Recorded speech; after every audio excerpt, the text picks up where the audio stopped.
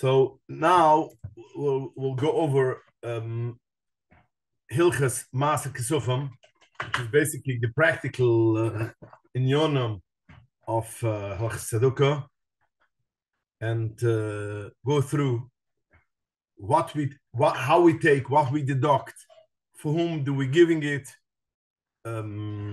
etc., etc.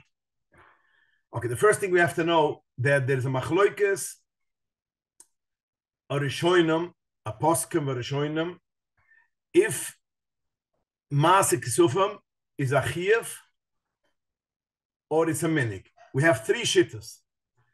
We have a shitta which says that there is a chiyuv midoraisa.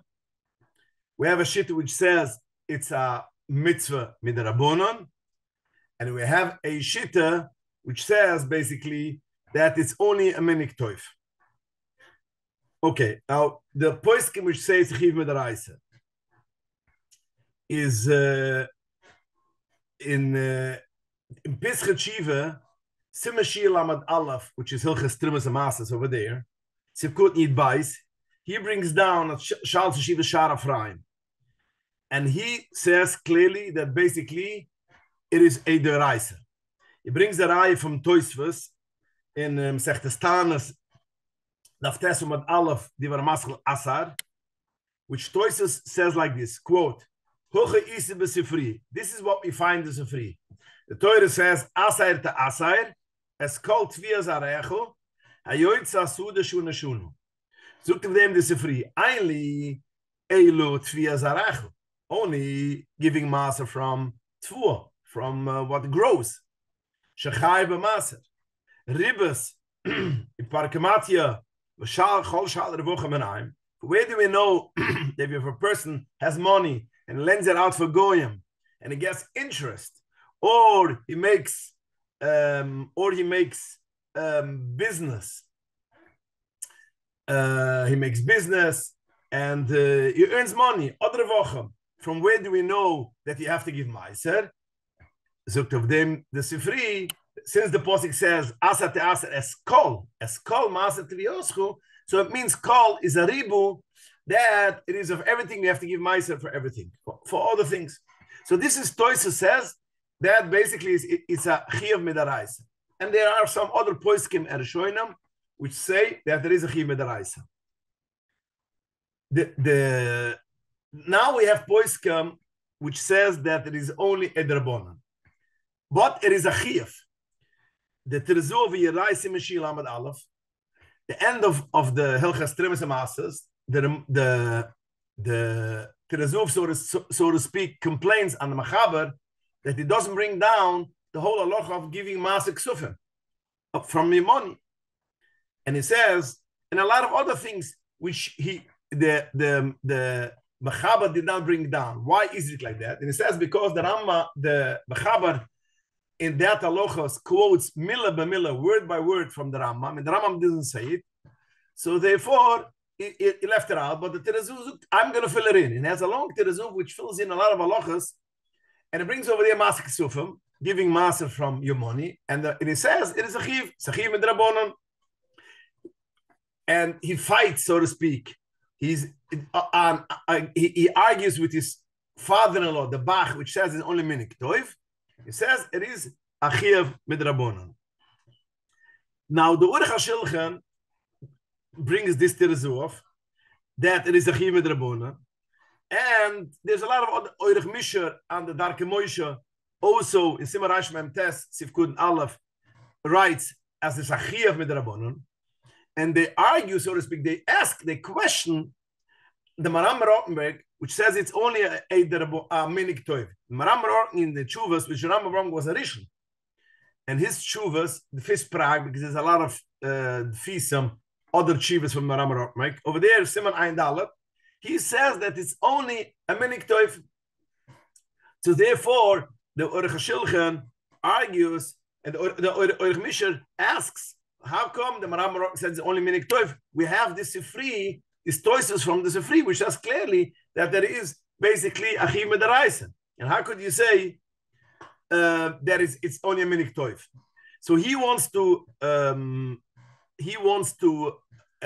answer that even the Maram Rokmik, which says that it's only a minik toiv, it doesn't mean that the whole Inyan is a minik toiv. It means to say that avada the chi of giving maser is could be a deraisa, but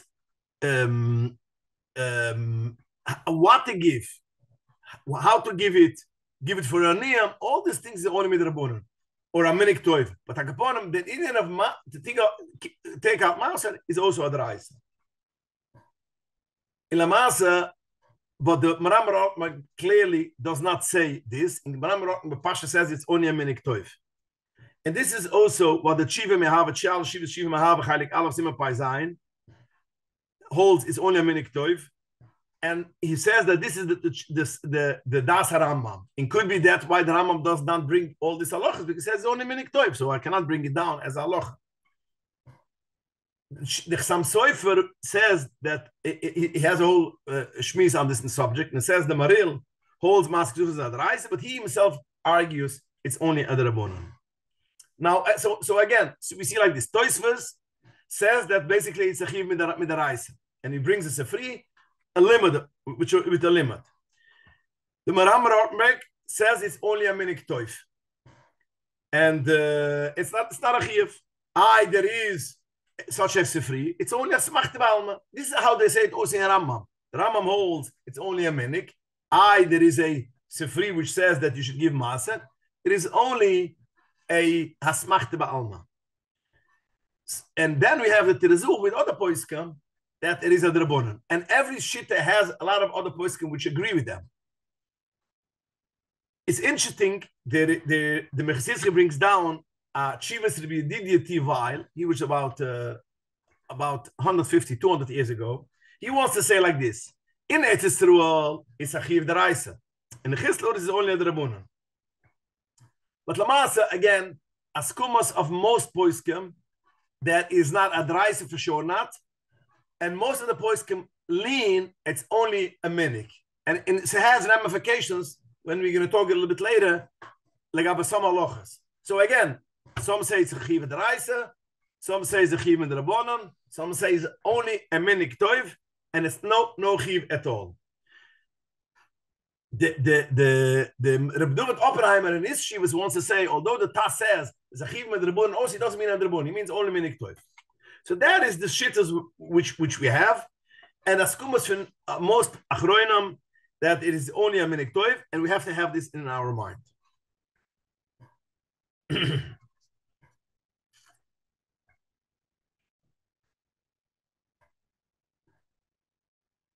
One of the rayas which they bring that it is not a chiyuv, because the Gemara says in Masechta Shabbos Kifi Tesam Ad Aleph, the Gemara says like this: Ashirim, the wealthy people in Eretz Yisrael, why are they zoiche to have money? So the Gemara says, B'shvil shemis ashrim, because they give maser. In Shebababel, the pshat is, so we see it's not a choiv, because if it would have been a choiv, what's doing Eretz Yisrael above? So Akapurim we see it's not a choiv according to this Gemara, and this is how the Yavas holds the Shis Yankov. All of the poiskim is not a choiv, because we see the Gemara says that the only Eretz Yisrael it is a the B'shulnus Asrim, and he cannot even say like Rabbi Didi Tivai, which the Mechzizchi brings that Eretz Yisrael is Adaraisa, and in the Chislor is Adrabonon, because in Mashma B'shul Shemis Ashrim, therefore because they give Masik Sufam, they have Ashiras. But wait a minute. If it's not a Chiyuv, so if it's a Chiyuv, so why what's Pshat B'shul Shemis Ashrim? So Kapur Pashas is Mashma that it's not a Chiyuv. Other points can want to say that this raya is not a raya, but again, it's only just to bring you to awareness that there's a big machloekes if it's a deraisa drabunan or it's only a minik toiv, and most points will go that it's not a chiv and a raya for sure not, and even with the drabunan it's only a not a chiv, only a minik shel mitzvah. Okay, it's interesting to note that in Shal Shivas Chayshav Eifet Chayli Gimel Simalamad Gimel, so he passes also it's only a minik. And he writes that since the Remu, the Chassam Sofer, the Bach holds as a minik, that's the locha. And in Chalkes Yankov, for Rav Breish, in Yeridai Semekif Lamed Zayin, he writes, interesting, in Eretz Polania, nobody gives Maser. We don't see even Anshai Maser, even people who are Echt Yireh Shemaim. We didn't see in Poland, it should be the minig that you should give Maser. But in Ashkenaz, in Germany, over there, when it comes to Maser Kesufim, they're much more frum, they're much more machmer, Yoiser Nizurim in Germany. It says it's interesting that in Germany they used to give Bimbakpa that should be give Maser, and in Poland we didn't see people should give Maser. But Lamaisa Hein today's day is ungenehmen by the Poskem, it's a minig, but it's ungenehmen that you should give Maser Kesufim. Okay. Now the Maril, which is brought down in Shulchan Aruch, writes that you should not use Maser only to give for Aniyim. And you should not use it for Shar Dvar Mitzvah. You cannot use it for Shar any other mitzvah, even the other mitzvah you're not Machiev. And then the Ramur brings that it basically the Shach and the Tas bring down one of the early poskim which says that you are permitted to give Mos Maser, Kol Dvar Mitzvah, every mitzvah which you don't have money to buy, but you're not machiev to buy. You're not machiev to have. If it's a mitzvah which you have a chiev to give metunas of yoinim. You have a chiev to have a esrig a kapurim. Although you could borrow a esrig, but a kapurim shalachem. It's not a mitzvah to a esrig. Ner Chanukah you have to light. Matzah is a mitzvah. You have to do it. Mur is a mitzvah. All these things you cannot buy from Mos Maser. But any mitzvah which is not a choif to do, and you don't have money that you should, you're not wealthy that you should be able to give it for me or money. But if you don't have a choilis to buy it regularly, you could use it from kaspa hemaser. And therefore, when a person starts giving out a maser, he gets married, or when he decides he's makabel this minik that he should give maser, he should make a nai that I am going to give maser, but I'm not going to give it only for aniyam. I'm going to use it for any mitzvah which I'm not machiev. So therefore, in such a case, a person could give it in a shul. A person could buy aliyah letoyre. He could buy anything which it's a zach which is not for aniyam. There's a campaign for a Erev, let's say. There's a campaign for other mitzvahs, other good things, or for shalashidas, for hazvadias, for all these things which a besmedrash needs or a yeshiva needs. You could purchase with that money because you made a nai that you are going to do it. If you didn't make it nai, shtay in the poskim that you should make a Torah's nedorim, because it is, if you only gave it for aniyam, then you should make a Torah's nedorim, and then be makabel that you are going to give it for other mitzvahs also. Some person want to say you don't have to make a Torah's nedorim because lev bezin must. Now most of the people are using for something else, but it's kedai to make a Torah's nedorim and make it nai gomer once that you should. You could buy for you should give it for things which is not. It's a mitzvah, but it's not a chiyuv. When a person buys an aliyah l'toira, he should have in mind, or I could put him like it when he has the first time in mind that he's going to buy aliyahs from kaspa masa. Because if a person doesn't have in mind, had in mind, okay, I'm going to buy aliyah from my pocket, and then he decides he wants to pay it off with maser. In such a case, you cannot pay it off with maser because there's a halacha that you cannot pay up your choivos with mus maser. So therefore, since you did not have kavana that you are going to buy aliyahs for mus maser, so now you have a choiv. You purchased the aliyah for $10, and you have the choiv to pay $10 for the shul. Now you're going to pay maser ksufim is as if that you are basically paying off your choiv for maser ksufim, and therefore it's not permitted. So therefore, a person should make a tnai lekitchila that whenever I'm going to buy aliyahs, whenever I'm going to do things, is going to be from mos maser, and he cannot then pay off. Then he could pay for maser. But if he didn't have kavana and he wants to pay off for maser, he cannot do it. So again, only a mitzvah which is not a choiv. As I mentioned, things which is a choiv, matunas lavyoinim, kaporas, ner chaneke, you cannot buy from mos maser. You could buy a raffle. Yeah, there's all kind of raffles for tzedukah, for a moiset, for parties for tzedukah tzvek, for all these kind of things. You could buy you could pay with mos maser, and sometimes you can see on raffles it says mitter liknes b'mos maser lefi rabbonim, because if you had in mind to give for all other tzedukahs, that's part of it, and you could buy it from that. Let's assume you bought a raffle for $10 and you won $50,000. The poskim say that you don't have to pay off the $10 either. You know, basically you gave it for tzedakah, since it's not for sure you're going to win. So then you won, you don't have to pay even the money which you invested. But the poskim say that it's tuvul of brucha, that at least the money, the $10 which you purchased, and through that money you won the goyrel, you should pay off and give back for tzedakah, because after all you had a gain. But again, it's tuvul of brucha, it's not a choiv medina. Now, there's a question which I had a few times. A person has a tzedukah pishka, yeah, for instance, for simchas chosam v'kala. You know, for the moiset, does a lot of good things. He puts in every erev Shabbos, or every day he puts on tzedukah in that pishka, in that charity box. Now, once a year they make a big party or a Chinese auction.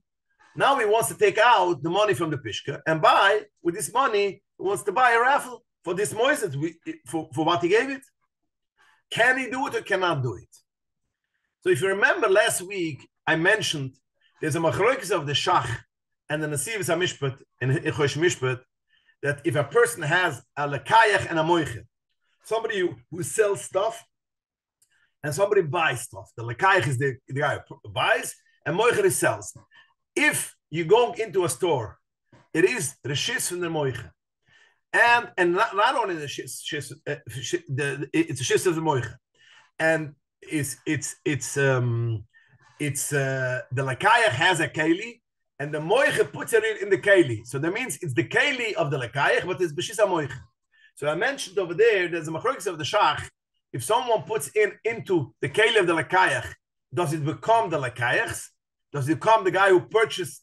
That means it does become of the buyer, the possession of the buyer, because the keli is the buyer's, or no, it still stays the seller, because after all, it's still in the reshus of the seller. It's in his store. So the shach says once you put it in bereshis halakayach, in the buyer's keli, in his hat or in his pocketbook, automatically it is the lekayachs, even if it is in the store of the moicher. The nesivos hamishpat says not. That kele shel koina b'shis moicher is not koina. It's not koina. So, as we mentioned last week, we have a charity box which belongs for simchas chosam v'kala. Yeah, when you put in money, if you're going to say lo dishach that all the money which you put in belongs already for simchas chosam v'kala, you cannot take out the money and purchase a raffle, because after all, you gave it already for tzedakah. You cannot take money from a tzedakah and give it for even for the tzedakah which was dedicated, but it's still they get it already. You got it already. It's as if you put it in a pishka of a shul, $20, and then next day you hear that basically they are making a raffle. You want to take out the money and give it and buy a raffle. You cannot do that. But if it is like the receiver says that no, it is it's not koina. So basically all the money which you put in this charity box, which belongs for simchas chosam v'kala, the money does not belong for simchas chosam v'kala. So now you can take all the money and give it for simchas chosam v'kala and buy a raffle. This is a question which I had already, I think more than once, but in any case, there's the answer. So therefore, in such a case, if a person knows he's going to get to such a thing, that basically he knows that a Moses, which he gives a tzedakah, makes once a year or twice a year, he makes a raffle, and he wants to buy from that, he should have in mind that all the money which I put in is towards the raffle which I'm going to buy when it's going to be the raffle that time, and then he has no problem of buying the raffle from the money which you put into the tzedakah box.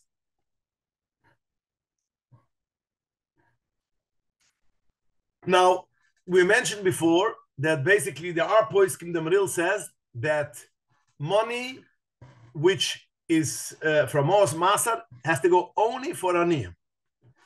And the other Poiskim, the Shachatas bring down other Poiskim, which says that, it doesn't have to be Tafka for Aniyim, it can be for other mitzvahs.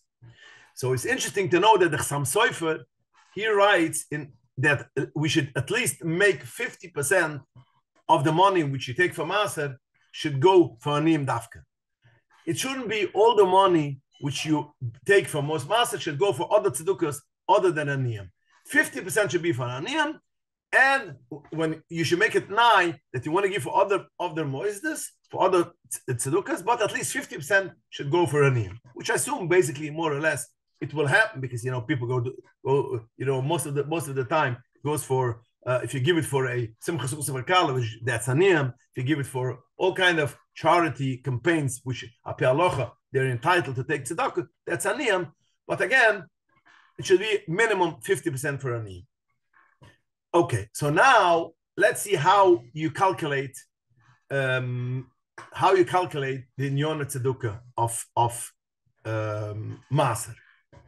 Now, again, before you go further, I have a quick question. Yes. If an organization is making like a concert, or they're making like, let's say, a fundraising event, let's say, you have these events that cost $180 to go in, and they have a whole buffet and a concert. What's the halacha with that in Tzav Ma'aser?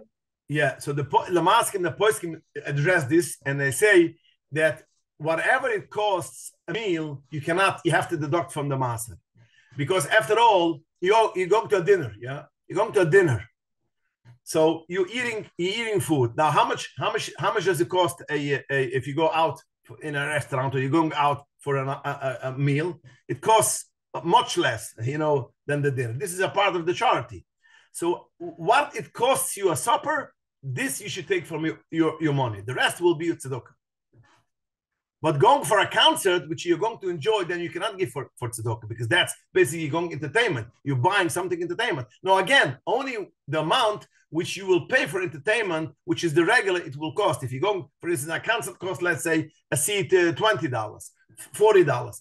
And over here, you're going to a tzedakah concert, which will take $100. Now, from the 40 till the 100, then you can give for tzedakah. But whatever you enjoy, whatever you basically taking that you're going because you're going for the concert, and that whatever is more than it costs, this you can take because that's tzedakah. But whatever you're getting for it, whatever you're getting for it, you're purchasing for it, that you should pay from your pocket. We're going to see later also, like I was chalimot with these things, we're going to see that we have to make this kind of calculations. Okay, so again, we are making, we have to give Ma'aser from profit. Only from profit. So any expenses which you have in your business, you could deduct. So therefore, when a person has a business, whatever, let's say for instance, a person has money which is saved during the years, and he has, let's say, $50,000, which is clean because he invested it and he had money, and $50,000. Now he takes this money and invests in a business. All the expenses of the business, he could deduct.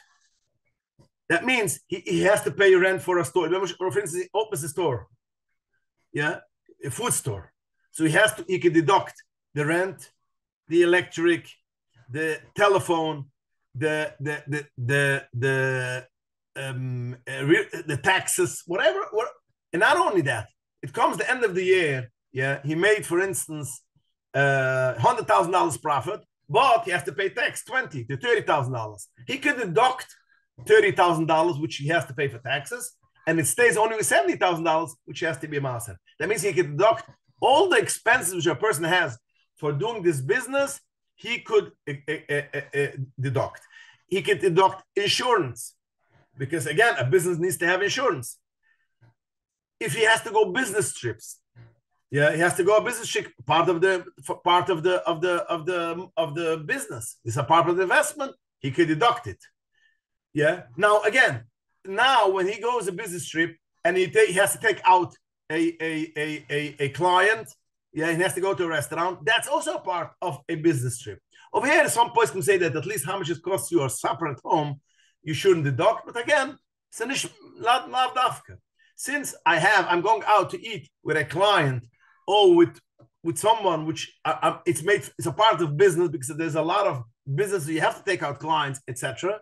This is a part of expenses which the business has, and you could all these things deduct before when you make the cheshbonos of your expenses, and only whatever stays afterwards, then you could you have to master. For instance, a person has to drive to work. Yeah, so he has expenses of driving to work. A lady which works in the office and she has a taxi which she has to go to work. She just has to pay taxes. All these expenses, which is included part of making profit, you deduct first, and only the raivach. This is what you give for Maser. That's the cheshbon. Now, it's an interesting shala. Could I deduct? I'm going for a course, or I'm going now. Let me make it first clear. If a person has a business, for instance, he's an insurance broker, and he has to go for courses constantly, yeah, he has to go to take a course, an advanced course, and the course costs him $10,000. How about Lemon Ylmadu? What? How about this course? Okay, that's a good question. Now, are you doing it for? To stay away from bedtime. Okay. So then then basically you're paying a thing which you're gaining. So we have to be done if you can deduct it. But pashtas you can take it out from Maser. Yes. למען ילמדו you can take from Maser. Now, if a person he's a graphic artist, or like I said, mentioned before, an insurance broker, and he has to go and invest every couple of years $10,000 in order to go hishtalmut, in order to get a course, to upgrade his business, that's also a part of you could deduct the expenses of the business. But the question is, if a person wants to become a doctor, yeah, so now he has to go in medical school for 4 years, and then there's a lot of 4 years, and he comes out end game with expenses of choivus of $100,000, which he gave out for becoming a doctor.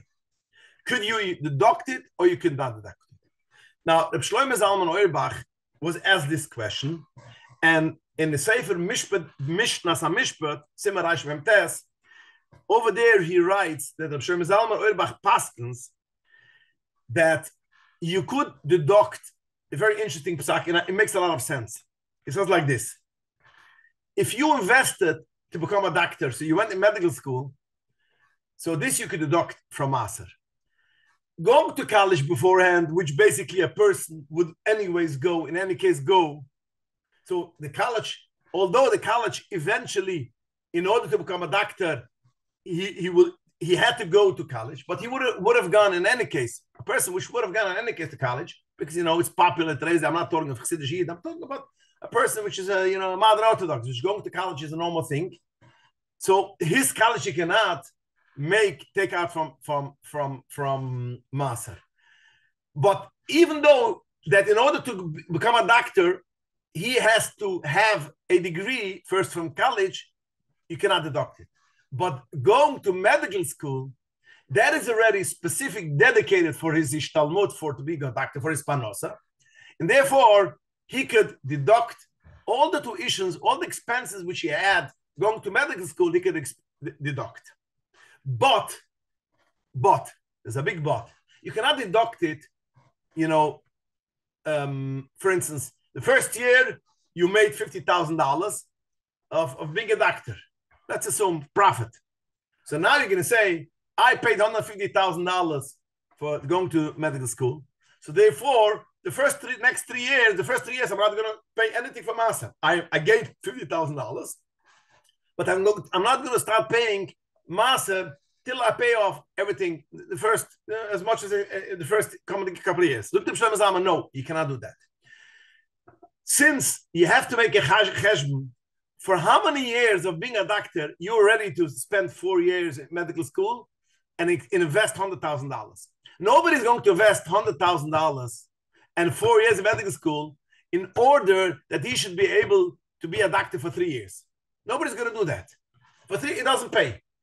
He is ready. He's make a calculation for how many years. If you're a doctor, let's assume you have a license, and after that you have to renew it and pay more. For how many years would you invest 4 years in college, in medical school, and $100,000? Let's say 20 years.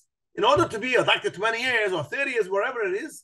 So then you have to take your expenses, which you had, $100,000, which cost you medical school, you divide it in 30 years. Because for 30 years, you'll do that.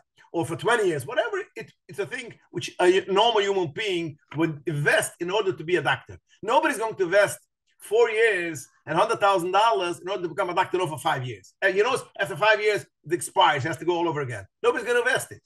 So he cannot take it off the first 5 years. He has to take the $100,000, which you could deduct from Maaser, but you have to divide it in the years which is normal a person should invest in order to become a doctor. This is Shalom Zalman's psak, and the skumas from the poiskim zmanayni follow with this psak, and they bring it down. So again, college, if a person would anyways go, then he cannot deduct. A medical school, which is dedicated for his profession, he could deduct, but he has to deduct it according to the years which he would have invested this amount in this year for becoming this profession. Babysitting. As women, today's day, very popular. They're working. And in order to work, you're going out of the house, you have to have a babysitter. Can you deduct that from your expenses? So the post can say like this. If a person has a child which you would not send in a playgroup or to a babysitter if she stays home, and now only because she's going to work, she has to take a babysitter and pay for it, you could deduct every penny which you gave for the babysitter, you could deduct. But if such a child is an age that in any case you would have sent a babysitter or to a playgroup or to a kindergarten or whatever, therefore you could not deduct that from Maaser, because in any case you're not doing it for work, because you would have done it also not for work. Now if you're sending it to a playgroup, it will take, you'll send it for 3 hours, and it will cost you, let's say, a month, $100. And now that you're sending it to a babysitter, you have to send it for 6 hours because you work for 6 hours, and it costs you $200. From the extra money you could pay from Maaser. That means if you're sending it to a playgroup, it will cost you $100, and now you have to send it 3 more hours and it costs you $200.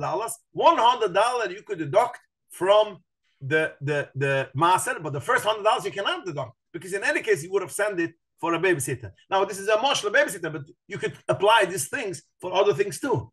So again, this is the thing which we have to make calculations what we can deduct. It has to be a deduction, which is a business-related deduction.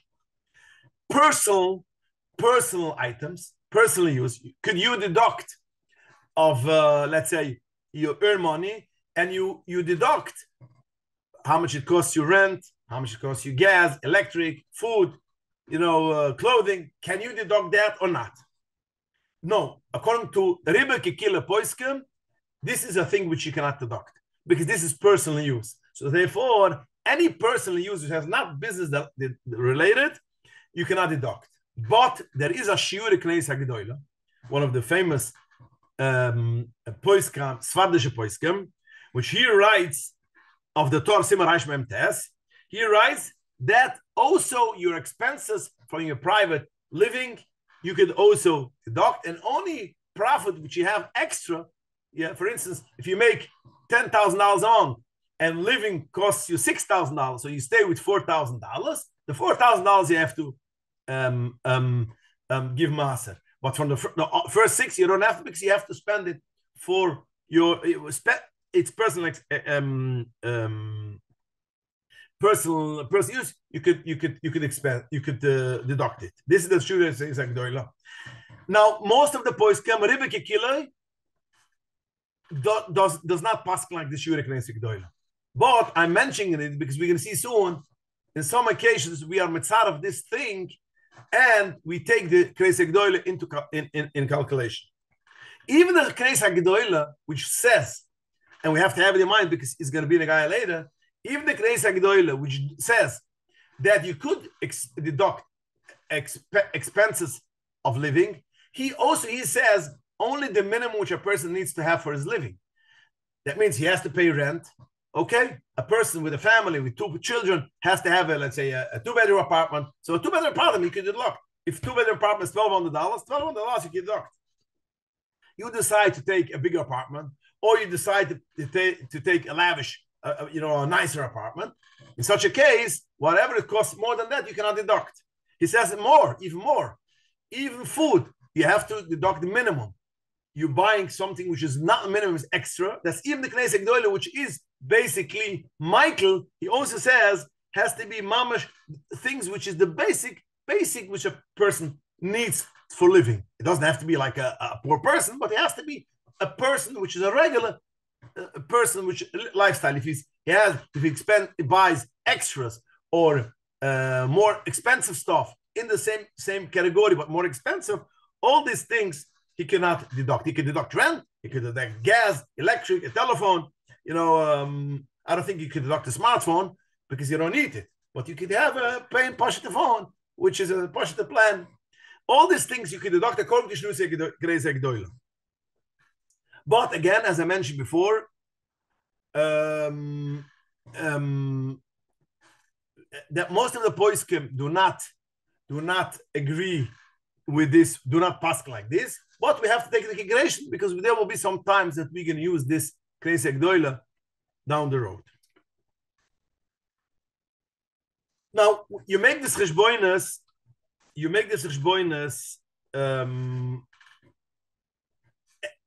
Chofetz Chaim writes the cheshboinus you should make every 6 weeks, every 6 months, because a person which has a pay-to-pay paycheck, he can make cheshboinus right away. Every time when he has comes a paycheck is $2,000. He makes a cheshbon, $2,000. How much is Maser? $200. Takes $200, puts it away in a Maser, an envelope which is Maser, or in a bank account which you have special for Maser.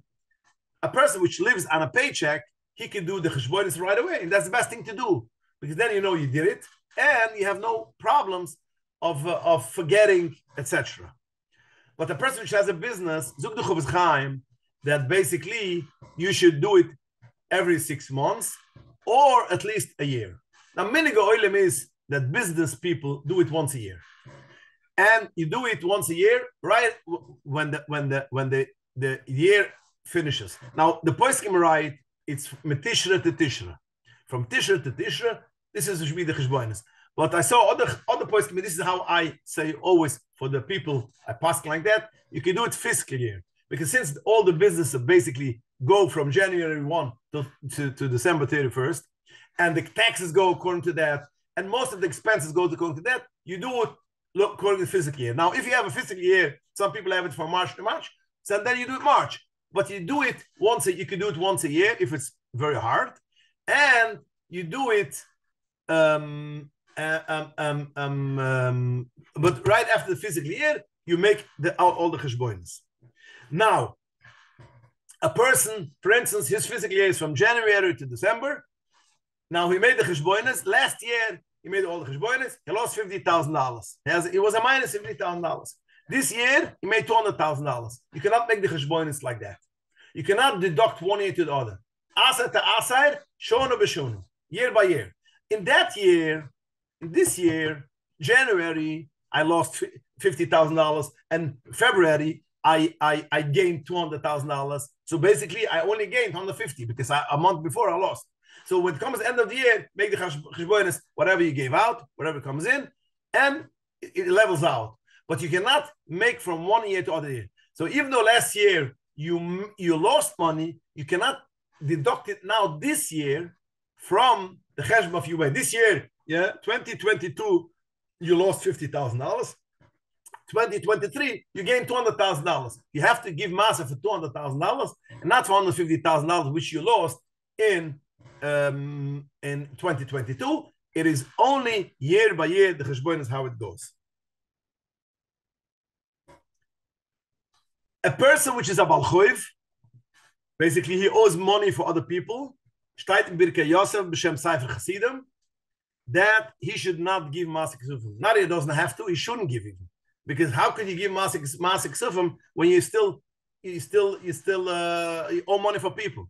So pay up first your cheshbonos, and then you could give. You start giving Maaser.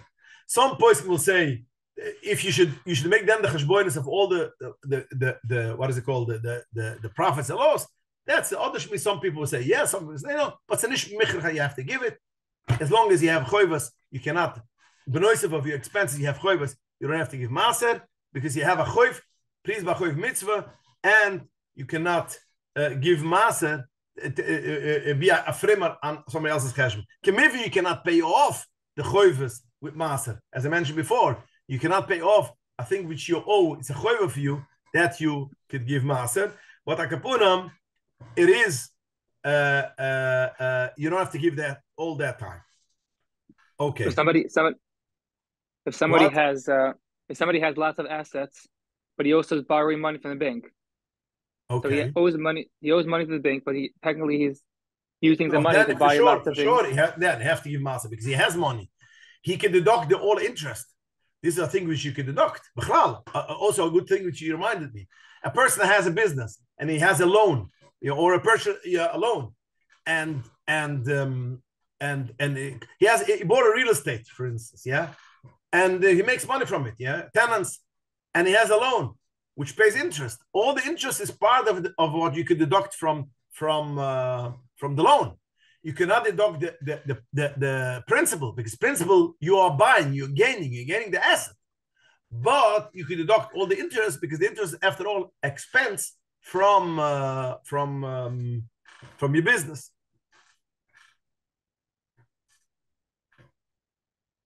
Okay, so now let's go further. What is kedai to do with the money? How do we do it? What do we do with the money? It's first of all, it's kedai, as I mentioned, that you should have a special. Can I ask one more question? What? Can I ask one more question? Yes. What about a health savings account? That's money that goes directly, instead of going to your paycheck, it's put aside, and it's money that's not taxable, and you can use it to pay your medical bills. Do you need to take Maaser from that money, or that's the same thing? It's an expense. It is profit. No, it is profit. It's money but you're using that money to cover medical bills. Yeah, but that's your personal expenses. Buying a personal health insurance on your personal family is not a thing which you could deduct. Again, I'm not talking about the Knesset Gdoli. According to Pashtas, that's a personal expense. Yeah, you have a house, a personal house. You cannot pay your personal house insurance from Maaser. That is your it's expense which a person has.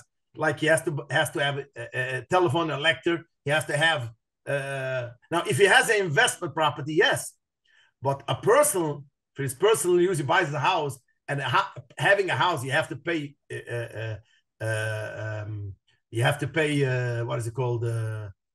Expenses. That's part of expenses. But interest is something else, because interest is killing, so to speak, a expense which you have an extra expense. So the principle is you're gaining, you're buying a house, but the interest you could deduct. But if you buy health insurance, a person needs health insurance, it's another thing which you could pay. Even property tax you cannot deduct from your personal house. The person can say clear property tax which you have to pay, or all these taxes which is when you own a house you have to pay this. You don't deduct from your master. That's part of your personal expenses. The personal expenses we don't deduct. We deduct only of revochem of business expenses. In order to make revochem, that is a thing that you could deduct. if you would have to borrow in order to pay for your personal expenses, then you would be theoretically it's the same thing. So you'll be patur, like you wouldn't have to use it. You don't have to set aside Meiser. I couldn't hear you. What say again? If someone doesn't have enough funds to pay for his personal expenses, or he just makes enough money to pay for his personal expenses, then would that be considered like he's we're gonna get to this. We're gonna get to this soon. We're gonna get to this. Exactly your question. I just want to go in a seder. Okay, what is the hanugas of afrusha in giving maaser? So is kedai always is the easiest thing, as I mentioned it last week too. You have an envelope or a bank account or anything which you could right away, if you could, take off maaser. And again, the same as the end of the year, take off maaser, put it away in that envelope. Because that's afroshe. In Indian maaser, it's kedai, it should be afroshe. Although afroshe is also the cheshboin, it means biki the cheshboinas. But again, it is kedai to have a separate kis meyichen. That was the tzaddikim always right, that you should have a separate place, kiss, which you put in the maaser. It's pashagit also because it's much easier once you put in right away the money. It's much easier to give tzedakah because, so to speak, you feel it's already taken out from you. It's not so it doesn't tip that much when you give from that kiss because it was taken out right away. The post can say the best thing would be, again, if you have live on a paycheck, that you should not use the money till you make maaser, because in order that the Raivach should make right away the calculation and be mafresh and give it for tzedakah. But again, as I mentioned, that's only applicable in a case that you have a paycheck that you can right away. It's basically, you can right away make the cheshbon. This is what is profit, and now you could give a maaser. A person which has a business is poshet nish metzias, and then, as like the Chofetz Chaim writes, you should do it every 6 months, or a kapunam not more than a year, because it says shona b'shona. The poskim write that Rav Osner in Beis Halevi has in one of his svarim, which is called Beis Halevi. Over here he has a whole all kind of psukim of Rav Osner from Masik. And he says that a person could magdei cheshbon. Sometimes it's almost impossible to make cheshbon. Business which is not making cheshbon. He says in such a case, a person should give maaser, at least according to his estimate, it is at least maaser. Although he could not make specific cheshbonis, but at least he should estimate how much is income, which I don't understand exactly what it means, because sof kasof, every tax return, you have a tax return which makes the cheshbonis, the count make cheshbonis. So you could go follow according to the tax return, and if you took off something here and there, you write it down. But if it is such a case that a person cannot make cheshbonis, which I assume the arm is probably a business, which is not that easy, so then at least you should make it according, if you oimed das, that it should be for maaser. Now he writes also Rav Osner in Shiva Shevet Alayvi that a person could give more than maaser. That means if he doesn't make the cheshbonis, and let's say he makes an estimate and decides I'm going to give extra amount because I should be sure be on the safe side. He says it's not a problem because after all he gave maaser. But lamaser, other poskim write, it's shtayt azoy from Sifrei Kabbalah, it is kedai to have a cheshbon on maaser. Even if you want to give more, you should have a cheshbon of maaser and then give more. It goes even further that if a person wants to give chomesh, he should make a cheshbon how much is maaser, give 2 times maaser, but not give a chomesh, because there is an inyan of Kabbalah b'chalal that it should be a maaser dafka, and therefore the poskim write that it is kedai to make a cheshbon in order you should know what's maaser, and if you want to give more, give more. But zezan ugeschriben the cheshbonis of the maaser. Now another thing, there are people who give a lot of tzedakah. Now they make the cheshbonis end of the year, but during the year they give. They should have a cheshbon. It is not a problem to give your maaser which you're going to take off the end of the year, give in the middle of the year. The cheshbonis you're going to make end of the year, and all the during the year it is what you give for tzedakah. You could then deduct from the Maaser. It's not, since you gave it from your regular money, you cannot take it back from Maaser. No, since you are giving it al cheshbon Maaser, so all the year, during the year, you give tzedakah, write it down how much tzedakah you gave, and then it comes at the end of the year, make a cheshbon how much money you made, make a cheshbon how much money you gave, and then you're clean.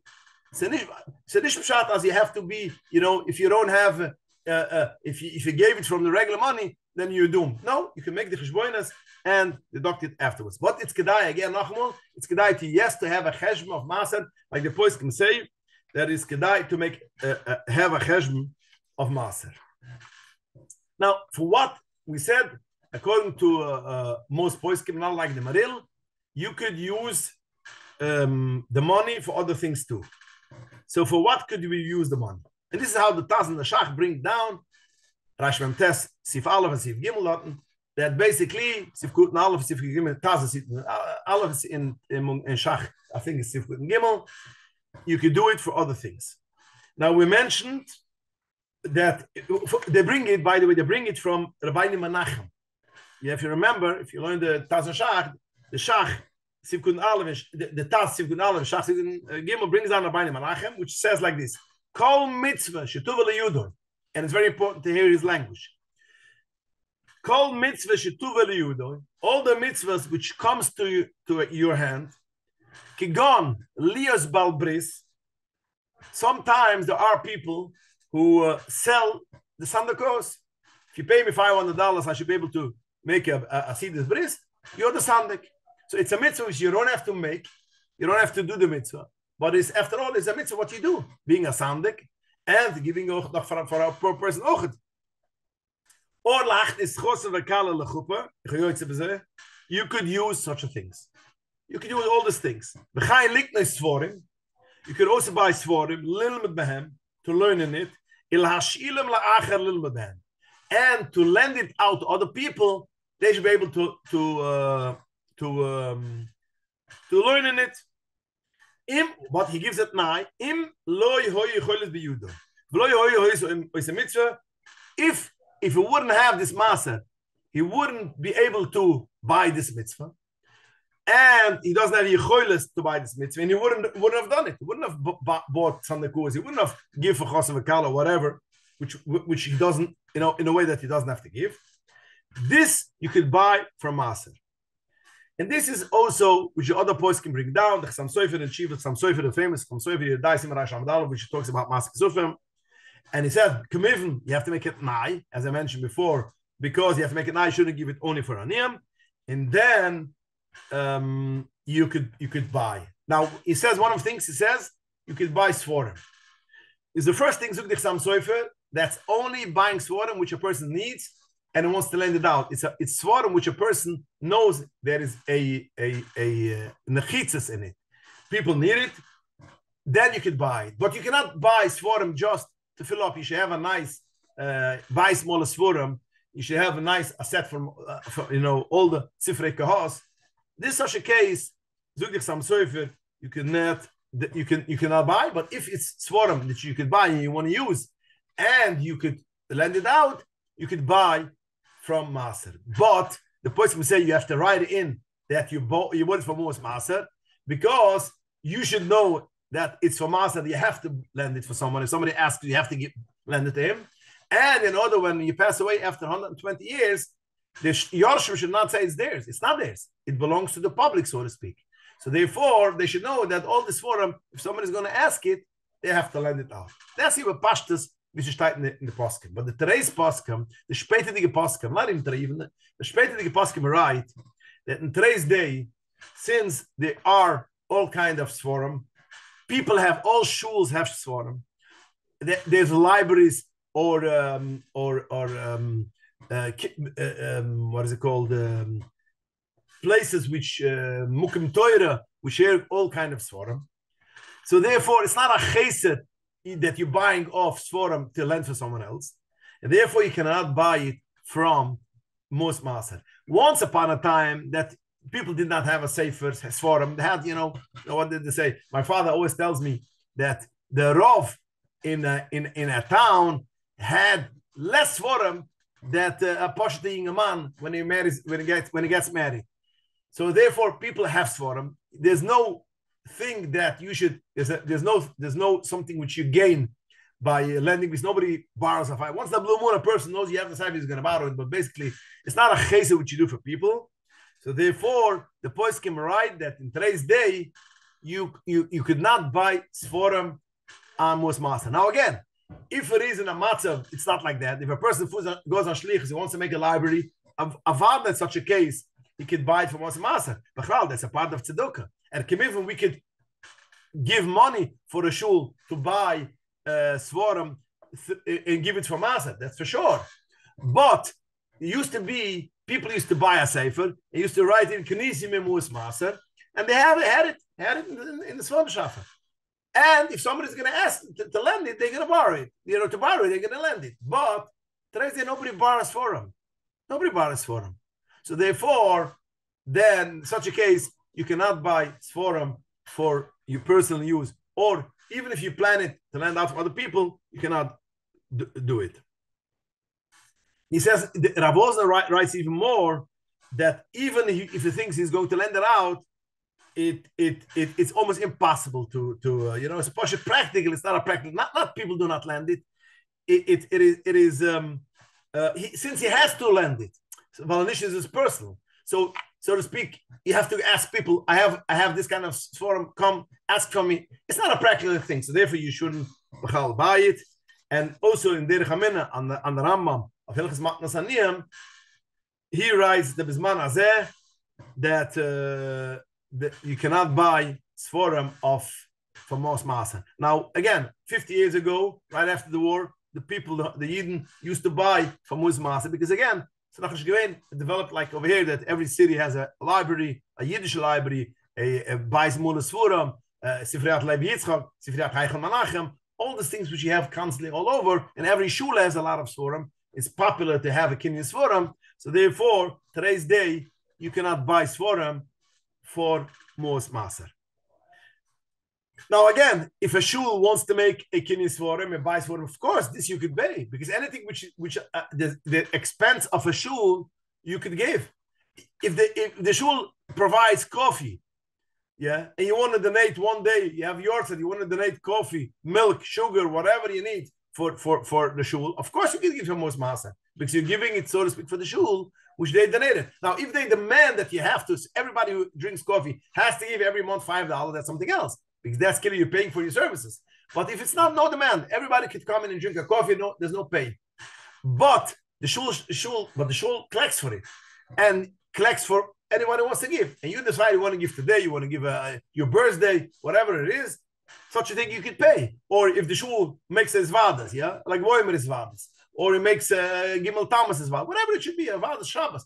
Of course, you could donate that for Mos Maser, but not when it's personal. For instance, I had a shaila this week, like Boimer, and a man calls me up and asks me if I could basically make a fabreng. I want to make a fabreng in my house for like Boimer. Such a case is a personal zach, or a person has a personal yomeletis. He wants to make a fabreng by him in his house. Lav daf he could pay it from Maser.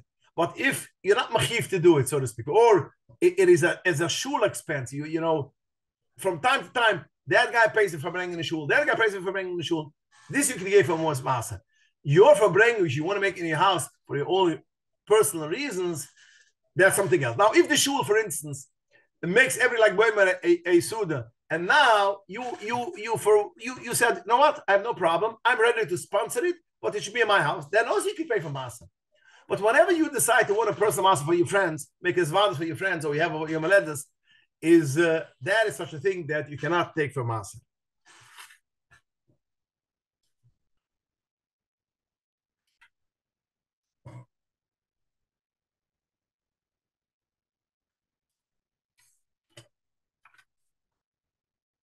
Buying a seat in a shul. Can you buy a seat in a shul? Or no, it is considered personal use. So the answer to this is the poskim write and address it, and they say like this: if it is a shul, which if you don't buy a seat, you don't have a seat, so then you cannot pay it for maser, because then you're buying something on a personal level, you're buying something for your personal use. If not, you don't have a seat for Tishra. So automatically, you're buying it for yourself. Then you are not, you cannot buy it from Maaser. But if it is a shul which has enough seats, what the meaning is that you sell, and they ask at least people should buy a seat. That's part of the income of the shul. But if you're not going to buy a seat in the shul, you're still going to have a seat and you can come in, which a lot of shuls is like that. In such a case, when you give money for a seat, you could give it for Maaser because there's no choiv. That means it's not a thing which you have to, and if not, you don't have a seat. So therefore, this you could buy for most Maaser. So the boys can say, I saw it in Shal Shivs of David, he wants to say that in women's section, in any case, you could buy for most Maaser, because in the men's section, you have to come in shul. You have to come in shul, because after all, you mechiv to down with a minion. But the women's section, a lady is not mechiv to come in shul. So therefore, he wants to say that a seat in a woman's section is basically, you can take for Maaser. I do not feel comfortable with this psak. And since he's a achron, like, from our time, I wouldn't pass him this, because after all, you're right that she doesn't have to come in shul, but she wants to come in shul. And since she wants to come in shul, and if she doesn't pay, she won't get a seat. She'll have to stand. Automatically, you're paying it for your own benefit. So therefore, I don't feel comfortable with this psak that even for women's section, and again, in other places which the boys can talk about buying a shul, seat in shul, nobody mentioned a chilik to women's section, men's section. So l'maaseh lani is dati, you cannot buy even in the women's section. Only if even if you don't buy it, you will have a seat. So then, if you want to be nice and buy a seat, just in order to give a donation for the shul, then you could buy it from Mus Maaser. Can you use your Maaser for paying for tuition, marrying of children, and other things? So what is the halacha regarding this? Okay. Now again, we mentioned that anything which you have a choiv to do, you could not give for Mus Maaser. Now, since you have a choiv to learn your children Torah shebeksav, if you send him to a rebbe which is going to teach you Torah shebeksav, then you cannot deduct it from Mus Maaser. If it is you send him to learn Torah Gemara, all these things, you could give it. We're going to see. But first of all, we should understand. Alter Rebbe brings down Hilchos Talmud Torah, Perek Aleph Siv Zayin, that schar limit for Torah shebeksav for a child, since it is a choiv of the father to learn Torah shebeksav, you cannot give it for Mus Maaser. When it comes to schar limit for learning Torah shebapei Gemara, zuk the Alter Rebbe, nicht the Alter Rebbe, the other poskim. The Alter Rebbe doesn't mention this. The poskim write that in such a case, only when it is a matzah in the chikele sharte, if a person basically is in a very tough position and he cannot pay tuition for his children's school, for his education, then only in such a case he could take the money for schar limud. Now again, this is a thing which you could rely on it, and like the today's day that the schar limud is so high, it is a thing which is very, very practical. Now, again, it is anything which is related from learning. Is also okay.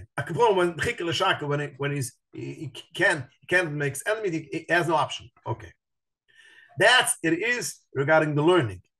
Was about food. Now, there's a halacha that benois of hagdoilem, a person is not mechiv to give mezonos. Yeah, a person is not to give mezonos.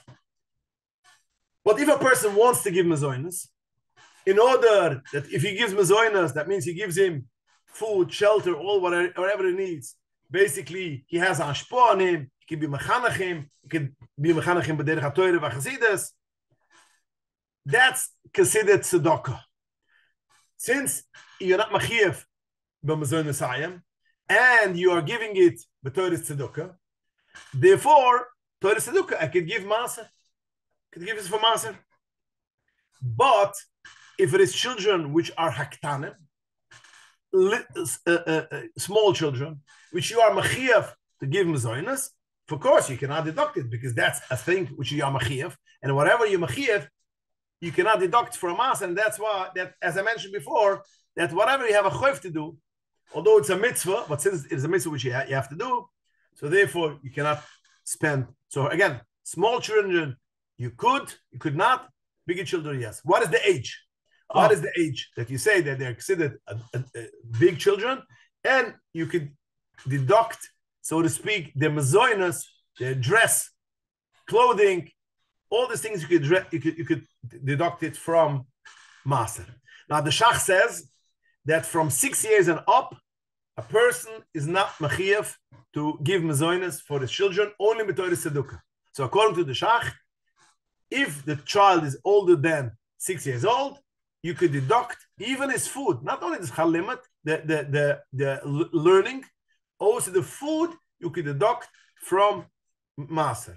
But the Taz disagrees with the Shach, and the Taz holds that even older than 6 years old, it's ochet.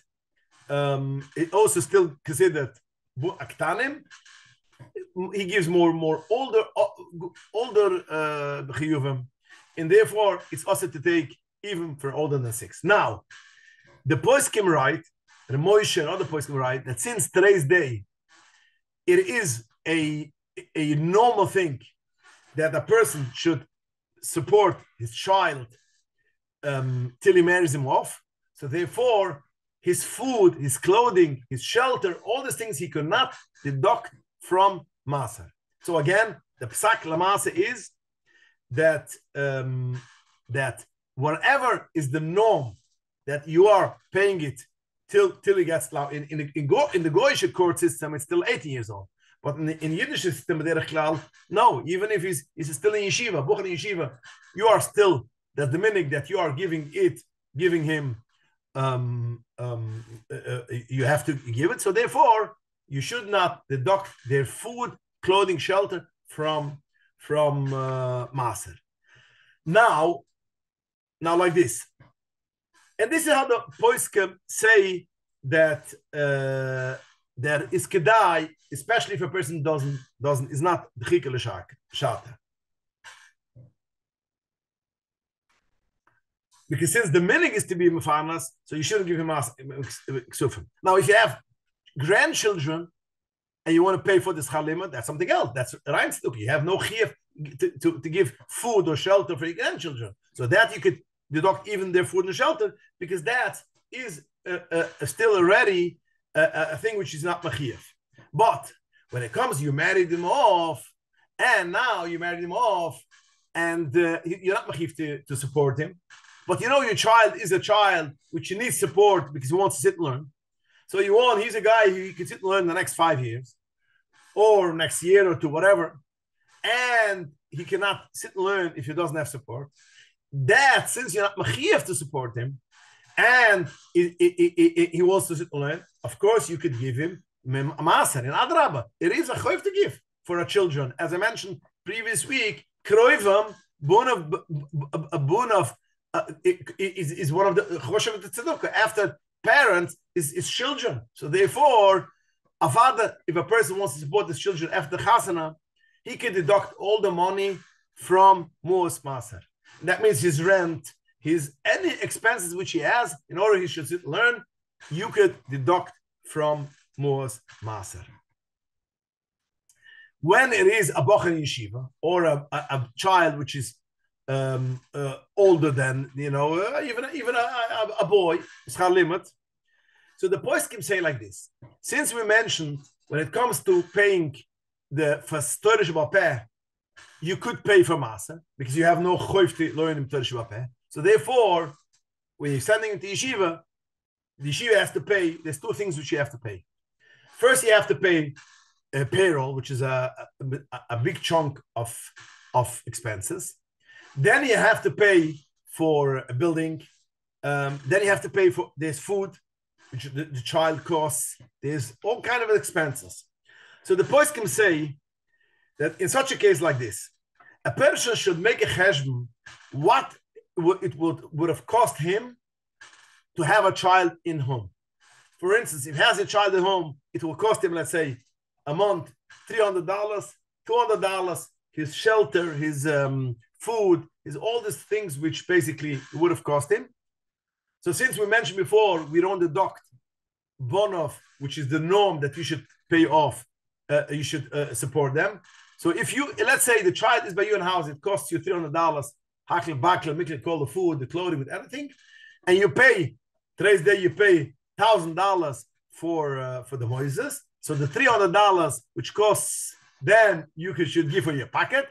The rest, whatever it is, not what it costs you, whatever it is, not what you gain, whatever it is, basically what it costs for the yeshiva to pay for a magachir, a mashgich, a mashpia, and also for a building, all these things is tzedakah, and these things is a thing which is you could deduct from Maaser. Some poskim say that whenever you deduct from Maaser, it should be 50-50. 50% should be personal pocket, 50% should be from regular pocket. I think that if you make a cheshbon how much it costs you a child at home, and wherever it's over than that, you could deduct from Maaser. The same will go also sending children, girls in school. Now, girls in school, you have no choiv to learn them.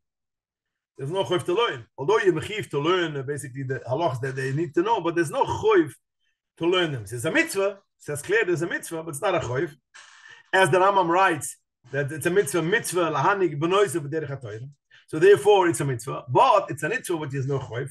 So therefore, that you could not deduct all the tuition. You have to deduct whatever it would have cost your expenses having a child at home. This you could deduct from this. You should pay from your pocket, and the rest you could pay from tuition. Now, I just want to mention it that the Moshe Feinstein has a tshuva Yeridaya Chalik Bayis Siman Kif Yud Gimel, and he disagrees with this psak. He says that since there's a choiv to send children to school, the government demands you should send a child to school. You have to send them to school, girls to a girls' school, boys to a boys' school. You have to give them an education. So the Moshe himself holds that you cannot deduct that from Maaser because it's your choiv. You have to do it mitzad the malchus. So therefore, according to the Moshe, he says that you cannot deduct it from Maaser. But again, a lot of other poskim disagree with it, and you could pay it. Now, even according to the Moshe, if you send a child to seminary, even he won't be maskim that you could deduct whatever it's more than what costs you when she's at home. You could deduct because a seminary is even the government does not demand you should send the child to college. It is only till after high school, which the government demands they should have education. You could say that there's a choiv, but a seminary girl for sure. If you make this calculation, even according to the Moshe, will be fine. And even theoretically, if they went to school, they can go. There's public schools which they won't charge you anything. So you to be inside the government, you don't have to pay anything out. So you want to say, according to the Moshe, even according to the Moshe, I can send the public school, but again, you have a choiv to be mecharav Yerushalayim, but that's only mitzvah. Could be you have a point. Could be everyone, even according to the Moshe, since I could send him for public school and that's for no money, and I'm doing it, I'm putting it for lahanik bonav b'derech HaTorah, which I'm not machiyav, it's only a mitzvah. Could we have a point? If he addresses this, the kid, I don't remember, you should address it, but could be addresses it. But again, you might have a point. But in any case, we are going to pass in that akapona. We have to remember, it is only betchike l'shata. The poskim say clear, it's only when a person cannot make ends meet, and therefore, only if he's going to deduct a part of chalimat from Maaser, only in such a case, he should take it from Maaser. It's interesting, the Alter Rebbe has a long piece. The Alter Rebbe has a long piece in Hilchos Talmud Torah, which he writes over there. A person should know that basically whatever you spend for sending your child for Talmud Torah, the Alter Rebbe writes like this, that if a person do not deduct these things from tzedakah, is haray zezuris meshibach, like the Chazal say, kol mazanoisiv shel odom, all the mezonos, how much a person should make, it is k'tzivim loy Rosh Hashanah ad Yom Kippurim. That means every year from Rosh Hashanah and Kippur, the Rebbeinu Shalom makes a cheshbon how much you should make in this year, whatever you should make, and whatever you should spend, what should be your expenses, what should be your income, and how much should be the profit. And therefore, the Alter Rebbe, a person should make sure not to expend more than he needs to for the mezonos, because maybe they only gave you mezonos for, let's say, for a regular supper, and the lavish suppers that the Rebbeinu Shalom did not give you. So if you're going to overspend, you don't have a lot of money. You could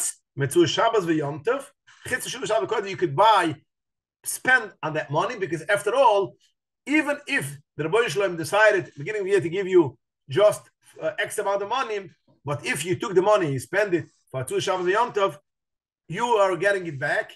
And the Alter Rebbe writes also, the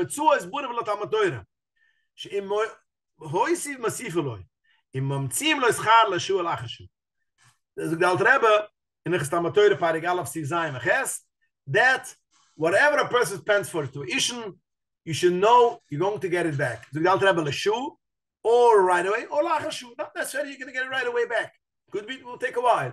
But a person which spends on Shabbos Yom Tov and sending the children for yeshiva, the Rebbeinu Shalom give it back. So therefore, the Rebbeinu Shalom says, so therefore, you don't spend for schar limud only if you really, really have to. If you don't have to, that's something else. The same will go also by marrying off a child. A person which cannot marry off a child, can he take for a mos maser to marry off a child or not? So the poskim say that since marrying off an adult child, I'm not machiv, he should marry off himself. So therefore, if he doesn't have other option, as is in the poskim, if he doesn't have other option, only by taking his own the maser and marrying off his child, because the child he has a mitzvah to get married, and you're not machiv to marry him off mitzad halacha. So basically, you're paying for his chasana, so you could deduct that from maser, but shtayt klur in the poskim, that is only a minimum what is needed for a chasana. You cannot pay for extras. Anything which is extras, and it's interesting in Menashe Klein and his Shiva writes, even if a photographer is extra, how could you pay for a photographer? It says even not without maser, we have al rishonim unim that people spend money on nonsense. So, but to take maser to buy anything which is extra, or buying more expensive jewelry for the kala, or things which they don't need, for living, because there should be oshtafid, you should have all these things. All these things you cannot take from maser, because that's not tzedukah. Only the minimum which a person needs, a regular person needs, it's not moisterous. He has to, so therefore you could pay. Music, you could pay, because after all, a chasna has to be a part of music. But again, I'm just bringing it down, because even a person which is taka the matzah, which he has to take this money from maser, he should know that it's not an open check. It is like things which he has to do. A person has to, that's something else. If he has to, yes, he could pay from that. That means it has to means it's normal for a shidduch to do it. Not that you have to. You don't not machiv. But if, for instance, I saw one of the posting, I think Rabbi Yoma Zilber writes it, that if you have a chosna, for instance, you have a chidduch which has some kind of problem. Now, in order to be able to marry him off, you have to give an apartment, like in Eretz Yisrael, you have to give an apartment. If you want to have a good shidduch, you want personally, usually when you marry off a child, you have to give 50%. But if in other case you have to give a apartment, so now in such a case that's considered hechrech. So everybody has to judge what is hechrech. Sometimes, in order to make this shidduch, because if not, she had a problem. If shidduch has some kind of a problem, which only if you're going to pay for the whole chasana, or only if you're going to pay, you have this is a thing which has to make a person could make his cheshbonos, that in order this boy should get married, you have to do extras. Then that's also considered tzedakah, which you can take from Masa. But other than that, it is not permitted, even when you have a right to take a tzuas bonav v'mnaisav nesiyam from Masa. It's only the minimum which a person needs, not chaya moisris. The same apply. What? But the same apply. Let's say, for example, you mentioned the photographer, but let's say the other side would feel uncomfortable. The kala would feel uncomfortable. She doesn't have a photographer, so it's kind of like a normal thing these days that everyone has a photographer. So, tzad shalom bayis, but tzad them feeling comfortable, you kind of have to do it. It's not going to be like fem. But yeah, but such a case, you take it from your own pocket. Don't take it from Maser. You think if somebody could afford it, yeah. Yeah, take it from your own pocket. No, now, if that's the norm, for instance, a shidduch would fall apart or whatever, you won't be able to. That's something else. But just because you want to have a nice face for the other side, you say I can't afford it, then or you pay for your pocket, or you say I can't afford it to finish. What will the other side do? Now again, it's going to make them uncomfortable. The kala is going to feel uncomfortable. The what? If the kala is used to, she's looking forward to have her pictures taken, dressed up beautifully as a kala, and you say, no, we can't afford, we can't. Yeah, but again, you borrow, you pay back. But the kids that do what it is, since it's not a thing which you have to, and in order to make chasana, you can make chasana without that. And there's no reason, again, only when there's a reason you have to pay that, then you can take it from Maser. But not in a case that again, this is a thing which you have to be sure. Now, for sure, if you give somebody goes around to Chnusas Orcham, Chnusas Kala, you don't have to ask how much money do you have and how much you give Chnusas Kala something else. But if you want to use your own maser for your own children, which the whole thing is like a stretch, so at least take only the amount which you have to, and have to mean which is normal that you'll have to do it. I always brought down the kid of he dresses photographer. Now again, it depends. If it's in a matzav, I would say that if it's a matzav that it will be embarrassed for the kala, and so that's something else because that's a chaylik. It's tzedakah. You have a right to go around for such a kala. If a person is you're marrying off a yisoima, yeah.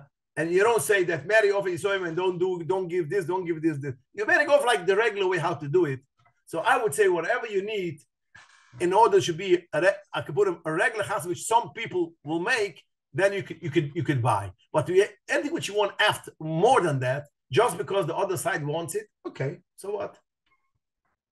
Again, we're talking most masa, so basically that's an Indian chalik of tzedukah, so it's not that portion.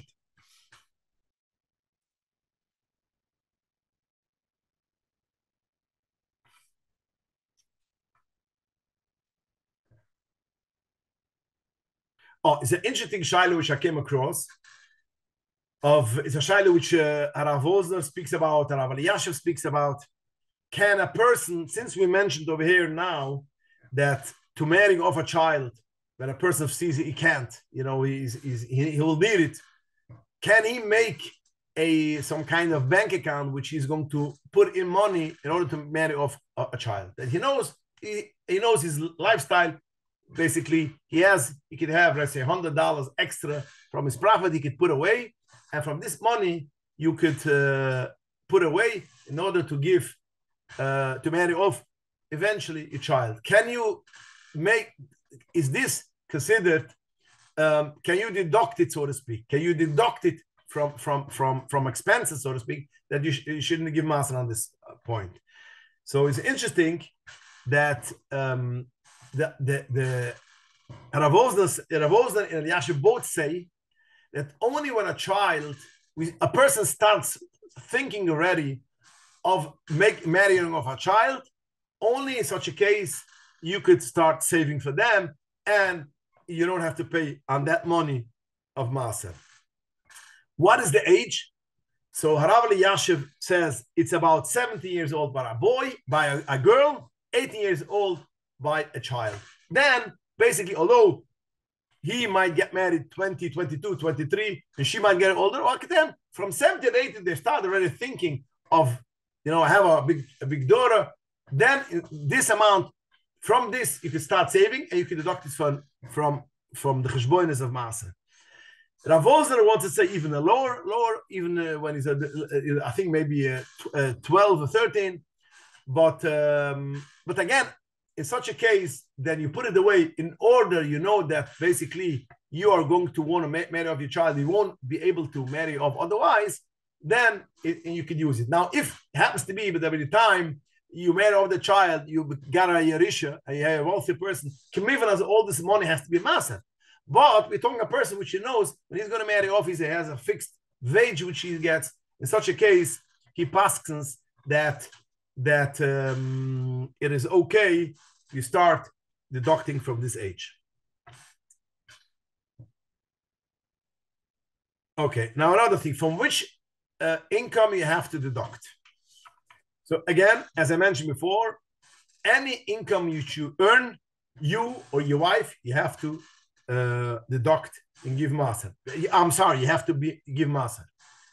Again, the question was, from which income do you have to give Maaser? The answer is, any profit which you or your wife makes, you have to give Maaser. That's profit. If a person got a yerisha real estate, haskumas aposkum, that since he got a apartment, he didn't get money, he doesn't have to take Maaser of it.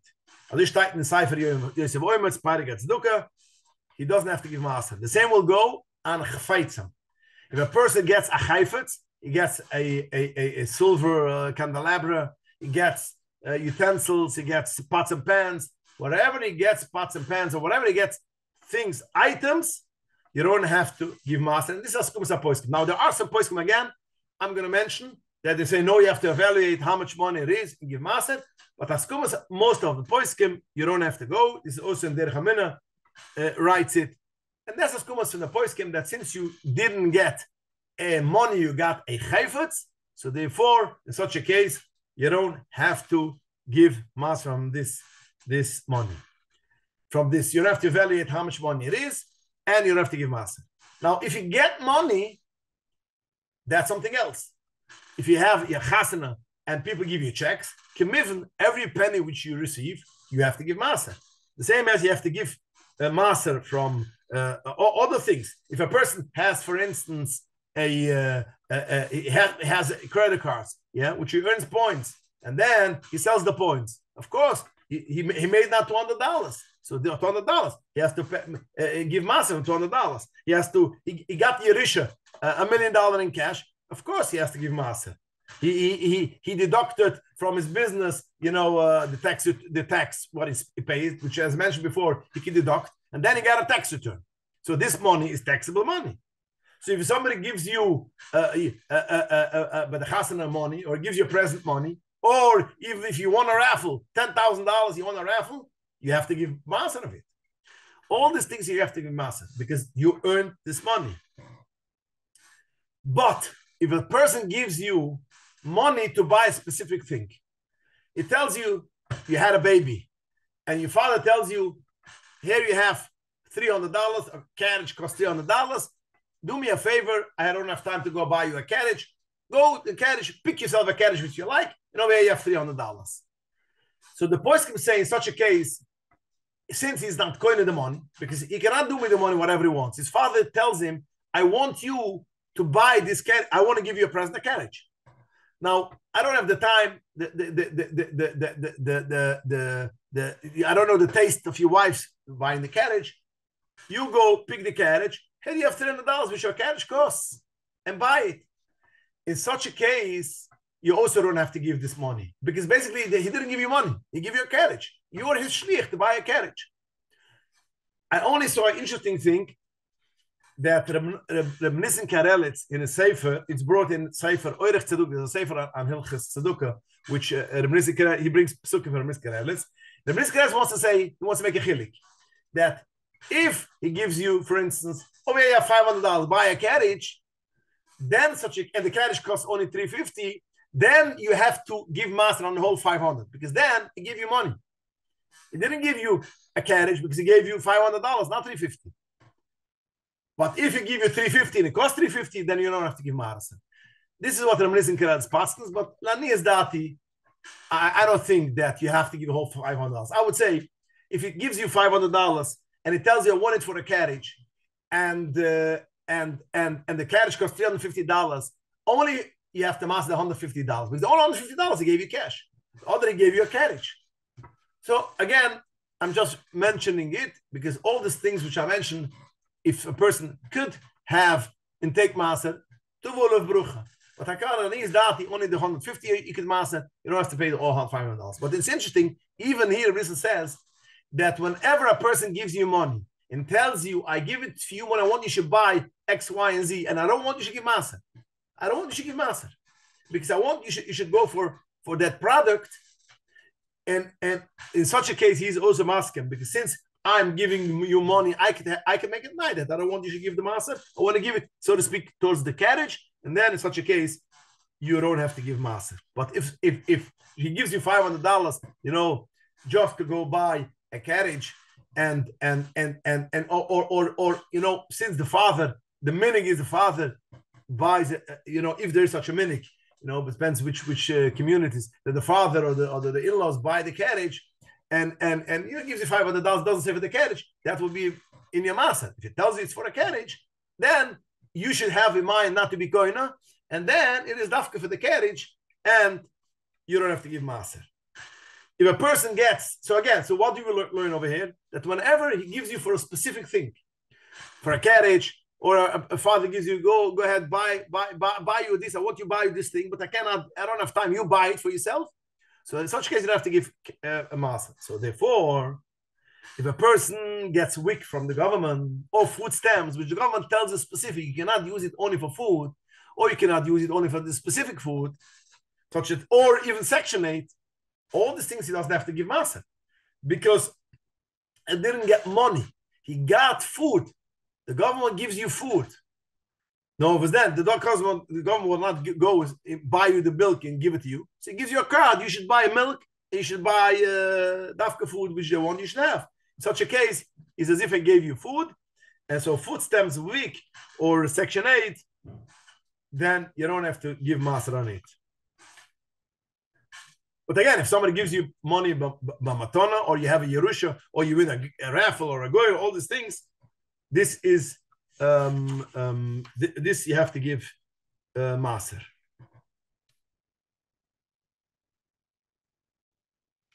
Now, a person, a young man, sits in koilel, doesn't have anybody who should support him. His wife works. Does he need to give maser or not? Question, $1 million question, which every young man, I wouldn't say every, but a lot of young men are asking the question.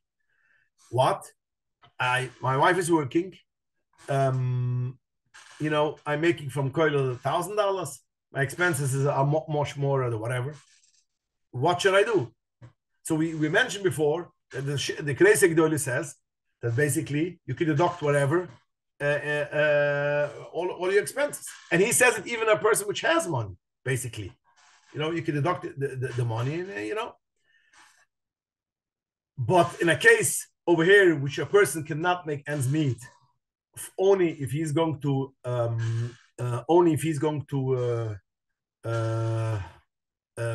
if he's going to give maser. Zuk Marabba Ravosner Shavet Alayvi, he says, although that the poiskas comes a poiskim, not the Knesset Gdoila, and you cannot deduct your personal things, he says, in such a case, a person does not have to give maser, and even if he wants to give maser, he should, even if he makes a little bit more than mamash living, then he should only give maser whatever he has extras. That means in such a case when a person doesn't have ends meet to give maser, and if he gives maser, basically he will lose. He won't have to pay the necessities. In such a case, you could be Michael, and you don't have to give maser because medal sich verlassen of the Knesset Gdoila, And by the way, it's a little bit more than Knesset Gdola. He is the person who brings it, but there is other poskim which will go, although most poskim disagree. Such a case, he says that he paskins like the Knesset Gdola, that he doesn't have to give Maaser whatever is only whatever is more than his expenses, and not he can deduct all the expenses. Now there's a question which comes up constantly, which is a 1031 exchange. You need to give Maaser 1031 exchange. If you know what 1031 exchange means, then let me just explain it. 1031 exchange means person has a real estate. Yeah, person has a real estate. He bought it for $100,000, and he has it for I would say 10 years, and he can deduct depreciation. Yeah, a house depreciates every year. It depreciates from this value. So according to the IRS, the taxes, yeah, you don't when the accountant makes it the cheshbonos, he depreciates your house. You appreciate it's not only a house, it's a car, it's a lot of things which you can depreciate. So you don't have to pay the taxes on it because it loses, so to speak, loses its value. But once you sell it and you sell it for a profit, you bought it for $100,000. Now you're going to sell it for $1 million. Now the government is going to get back all the depreciation which you took off. It doesn't matter. It is some kind of trick that now you bought the one that people should be able to buy. So they don't ask you for the taxes. But if you sell it with a profit, they are going to basically take back all the depreciation which you deducted, and you have to pay taxes. So sometimes you had a building of $100,000 you paid for, you sell it for $1 million, and your taxes could be $500,000-$600,000. So the government has a thing that if you sell this house and right away within 45 days you are basically designating other property, other real estate property, which you are going to purchase from this money. So that means this money is going to be transferred, so to speak, for the other property.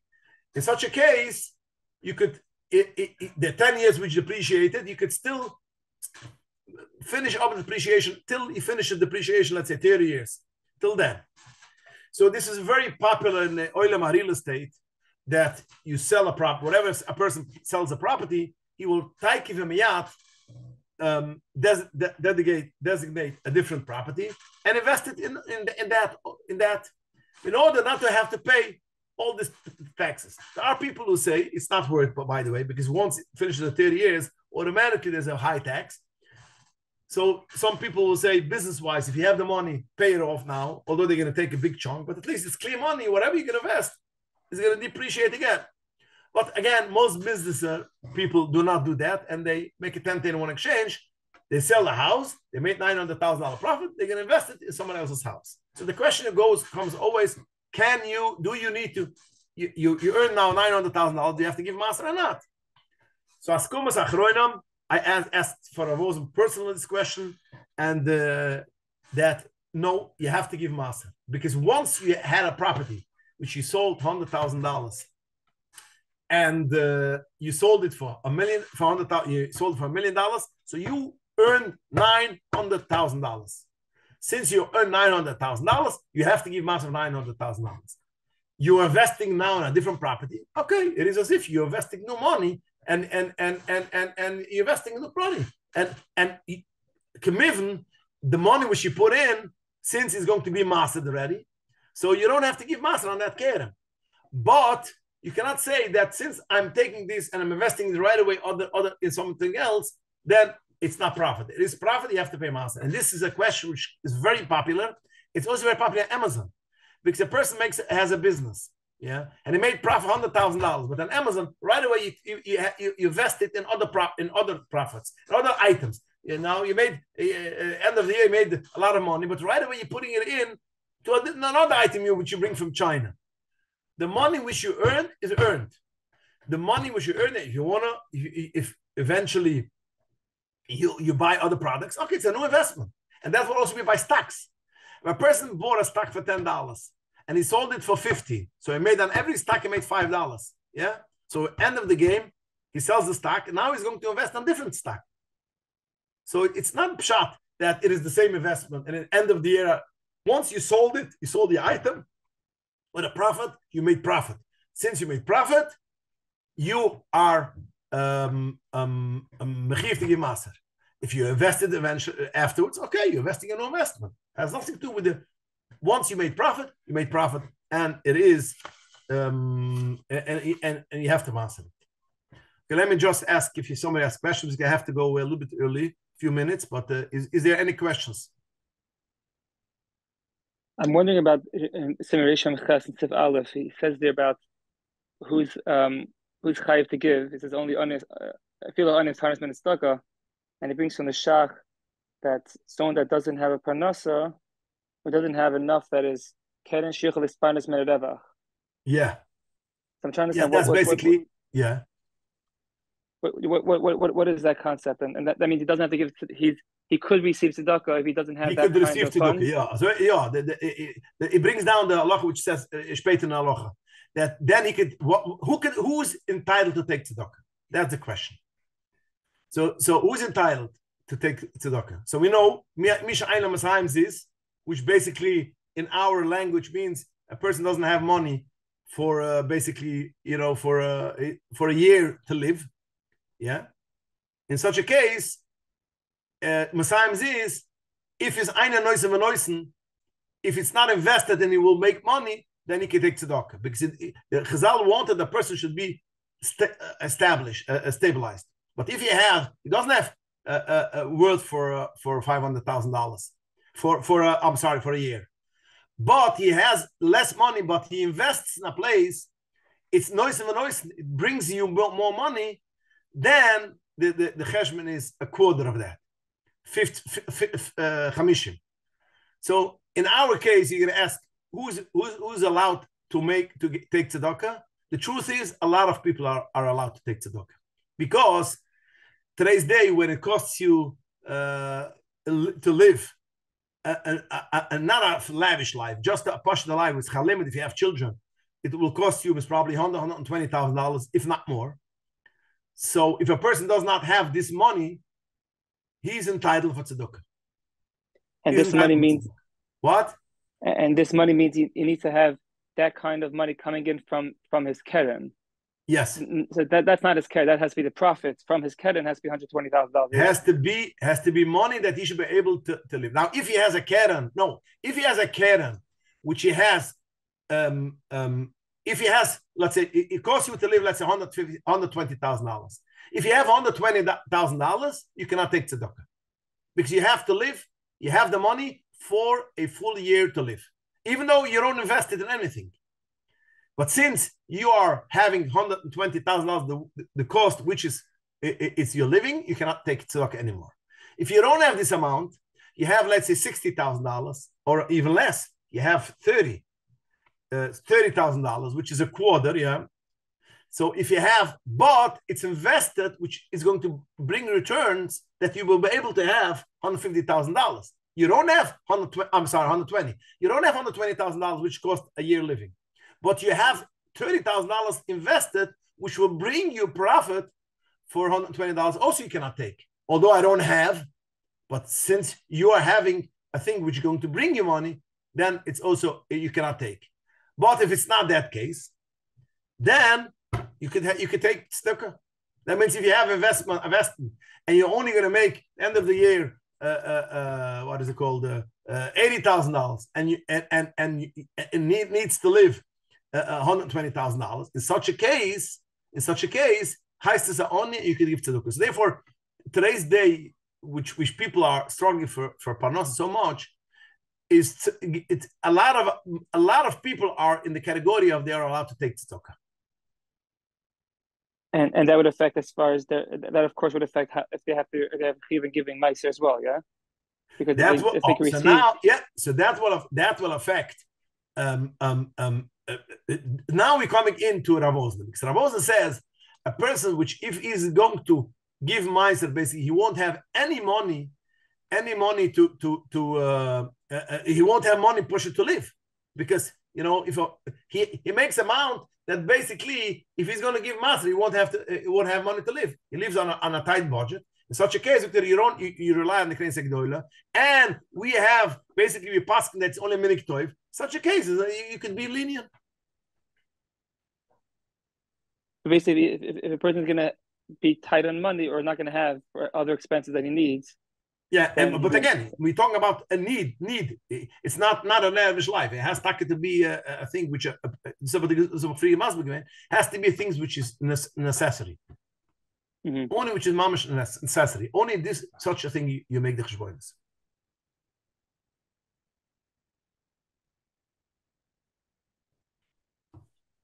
Okay, anything else? Okay, if not, then thank you very much for. I should be able to join all of you, and you should have lots of aslacha in your finishing your program and learning your chazora and keep on chazaring and be masliach in your rabbonos, in your shlichas, and have siyata d'shmaya. Amen. Good night.